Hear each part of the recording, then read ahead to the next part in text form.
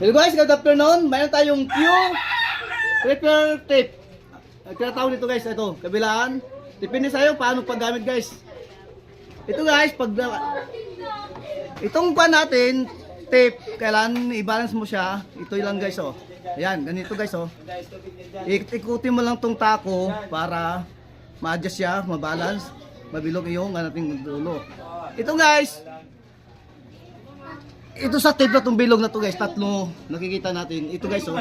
Yan. Nasa iyo kung gusto kong paganda yung tako mo. Ito guys, ito. Ikutin mo lang to guys na 3 times. Business po guys ito guys oh. Yan. Ito ang paggamit. Ito sa gitna guys, ito yung pangpalit sa atin sa gilid na to. Ang tape natin para ito maganda yung pagka-hulma no. O guys, ayan.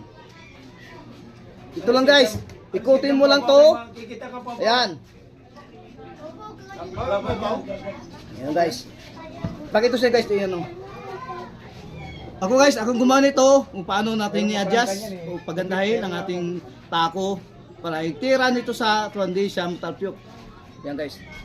O dito lang guys sa yellow basket ang ating QT repair tape. Mura lang guys. Dito. Oh, okay.